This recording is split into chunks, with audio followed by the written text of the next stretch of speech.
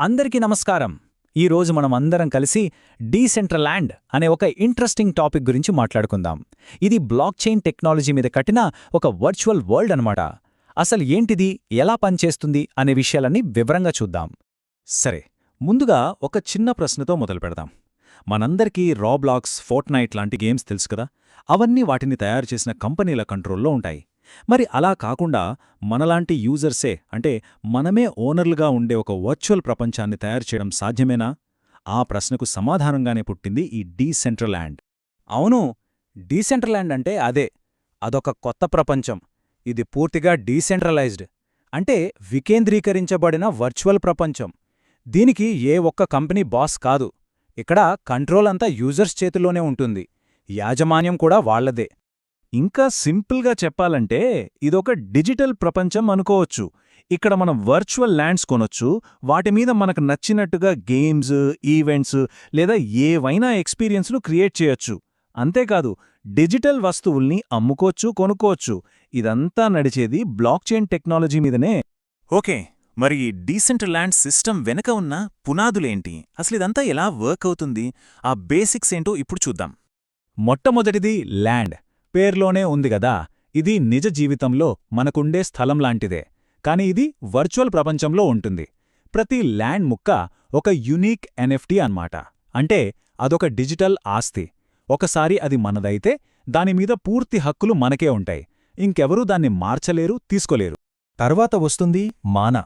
ఇదే డీసెంట్రల్యాండ్ official currency. ఈ మొత్తం వర్చువల్ ఎకానమీకి ఇదే ప్రాణం లాంటిది.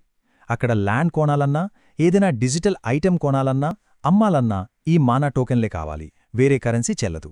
ఇక మూడోది డావో, అంటే డీసెంట్రలైజ్డ్ అటానమస్ ఆర్గనైజేషన్. ఇది సింపుల్గా చెప్పాలంటే ఒక కమ్యూనిటీ గవర్నమెంట్ లాంటిది. డీసెంట్రల్ ల్యాండ్లో రూల్స్ ఎలా ఉండాలి, ఫీజులు ఎంత పెట్టాలి, ఇలాంటి ముఖ్యమైన నిర్ణయాలన్నీ ఈ డావోలోని సభ్యులే కలిసి తీసుకుంటారు. అందుకే ఇది నిజంగా డీసెంట్రలైజ్డ్గా ఉంటుంది.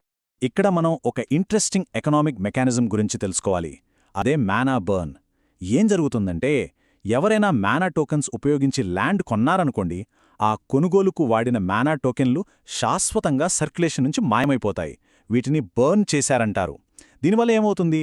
మార్కెట్లో ఉన్న మొత్తం మానా టోకెన్ల సంఖ్య నెమ్మదిగా తగ్గుతూ వస్తుంది. సో థీరీ ప్రకారం ఇది దాని విలువను పెంచడానికి హెల్ప్ చేస్తుంది. సరే, ఇప్పటిదాకా మనం టెక్నికల్ విషయాల గురించి మాట్లాడుకున్నాం గదా. మరి అసలు డీసెంట్రల్యాండ్ లోపల ఏం జరుగుతోంది? జనాలక్కడ ఏం చేస్తుంటారు? వాళ్ల ఎక్స్పీరియన్స్లు ఎలా ఉంటాయి? ఆ విషయాల్లోకి వెళ్దాం, పదండే. డీసెంట్రల్యాండ్లో చాలా యాక్టివిటీస్ జరుగుతూ ఉంటాయి. పెద్ద పెద్ద వర్చువల్ మ్యూజిక్ కాన్సర్ట్లు, డిజిటల్ ఆర్ట్ గ్యాలరీలు, రకరకాల గేమ్సు, క్యాసినోలు, ఇలా చాలా ఉన్నాయి. కొన్ని ఫేమస్ బ్రాండ్స్ అయితే తమ వర్చువల్ స్టోర్స్ని కూడా అక్కడ ఓపెన్ చేశాయి. ఓకే, అంతా బాగానే ఉందిగాని ఇప్పుడు అసలు నిజానిజాలు, సవాళ్ల గురించి కూడా మాట్లాడుకోవాలి. ఎందుకంటే ప్రతి ప్రాజెక్టుకు ప్లస్లు, మైనస్లు ఉంటాయి గదా. మరి డీసెంట్రల్యాండ్ రియాలిటీ ఏంటి, అది ఎదుర్కొంటున్న ఛాలెంజెస్ ఏంటో చూద్దాం. దీనికున్న కొన్ని ముఖ్యమైన అడ్వాంటేజెస్ చూస్తే, మొదటిది, ఇది మెటావర్స్ స్పేస్లో వచ్చిన మొట్టమొదటి ప్రాజెక్టులలో ఒకటి. అంటే ఫస్ట్ మూవర్ అడ్వాంటేజ్ ఉంది. రెండోది, ఎన్ఎఫ్టీల ద్వారా డిజిటల్ ల్యాండ్కి నిజమైన ఓనర్షిప్ ఇవ్వడం. ఇక మూడోది, అంతా డిఏఓ ద్వారా, అంటే కమ్యూనిటీ ద్వారా నడవటం. ఇవి దీని ప్రధాన బలాలు. అయితే కొన్ని పెద్ద డిసడ్వాంటేజెస్ కూడా ఉన్నాయి. ముఖ్యంగా రోజూ యాక్టివ్గా ఉండే యూజర్ల సంఖ్య చాలా తక్కువగా ఉంది. ఇది పెద్ద సమస్య. అలాగే ఒకప్పుడు మెటావర్స్ మీద విపరీతమైన హైప్ ఉండేది, కానీ ఇప్పుడు ఆ హైప్ బాగా చల్లారిపోయింది. దీనికి తోడు మార్కెట్లో వేరే ప్లాట్ఫామ్స్ నుంచి చాలా గట్టి పోటీ ఉంది. ఒక చిన్న కంపారిజన్ చూద్దాం. దీనికి మేజర్ కాంపిటీటర్ అయిన ద శాండ్ బాక్స్, అంటే SANDతో పోలిస్తే ఎలా ఉందో చూద్దాం. డీసెంట్రల్యాండ్ ఏమో ఒక సోషల్ స్పేస్ లాంటిది.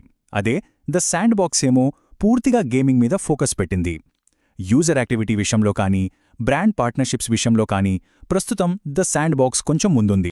సరే, ఇప్పుడు మనం పూర్తిగా ఇన్వెస్ట్మెంట్ యాంగిల్లో చూద్దాం. మానా టోకెన్లో పెట్టుబడి పెట్టడం గురించి ఆలోచిస్తే కొన్ని విషయాలు గుర్తుపెట్టుకోవాలి, ముఖ్యంగా రిస్కుల గురించి. ఒక్క మాటలో చెప్పాలంటే మనలో రిస్క్ లెవెల్ మీడియం నుంచి హై వరకు ఉంటుంది. ఎందుకంటే మార్కెట్ చాలా వాలటైల్గా ఉంటుంది, దానికి తోడు కాంపిటీషన్ కూడా ఎక్కువ. ఇక్కడొక చాలా ముఖ్యమైన విషయం మనం గుర్తుంచుకోవాలి. ఇది ఒక నేరేటివ్ డ్రివెన్ అసెట్. అంటే దీని విలువ టెక్నాలజీ కన్నా ఎక్కువగా మెటావర్స్ అనే ట్రెండ్ మీద, దాని చుట్టూ ఉన్న హైప్ మీద ఆధారపడి ఉంటుంది. అందుకే ఒకవేళ ఇందులో ఇన్వెస్ట్ చెయ్యాలనుకుంటే మన పోర్ట్ఫోలియోలో చాలా చిన్న మొత్తం మాత్రమే కేటాయించడం చాలా ముఖ్యం. మరి మానా ఎప్పుడు బాగా పర్ఫామ్ చేస్తుంది? సాధారణంగా మార్కెట్లో మళ్లీ మెటావర్స్ అనే టాపిక్ ట్రెండింగ్లోకి వచ్చినప్పుడు, లేదా ఏవైనా పెద్ద పెద్ద బ్రాండ్స్ డీసెంట్రల్యాండ్తో పార్ట్నర్ అయినప్పుడు, లేదంటే ఓవరాల్గా క్రిప్టో మార్కెట్ అంతా బుల్ రన్లో ఉన్నప్పుడు దీని విలువ పెరిగే ఛాన్సెస్ ఉంటాయి. సరే, ఇక చివరి మాటకు వద్దాం. ఇప్పటిదాకా మనం చూసిన విషయాలన్నింటినీ ఒక్కసారి సమీక్షించుకుని ఒక ఆలోచన రేకెత్తించే ప్రశ్నతో దీన్ని ముగిద్దాం. మొత్తం మీద చెప్పాలంటే మానా అనేది మెటావర్స్ వర్చువల్ ల్యాండ్ స్పేస్లో ఒక పైనీర్ లాంటిది, దారి చూపించింది. కానీ ఇది ఎక్కువగా నేరేటివ్ మీద ఆధారపడి నడుస్తుంది కాబట్టి రిస్క్ కూడా అంతే ఎక్కువగా ఉంటుంది. చివరిగా ఈ ఒక్క ప్రశ్నతో ఈ చర్చను ముగిద్దాం. ఈ వర్చువల్ ప్రపంచంలో భూమిని సొంతం చేసుకోవడమనేది నిజంగా మన భవిష్యత్తు కాబోతుందా, లేకపోతే ఇదంతా కేవలం ఒక ఫ్యాంటసీగా, ఒక తాత్కాలిక ట్రెండ్గా మిగిలిపోతుందా? ఇది మనం ఆలోచించాల్సిన విషయం.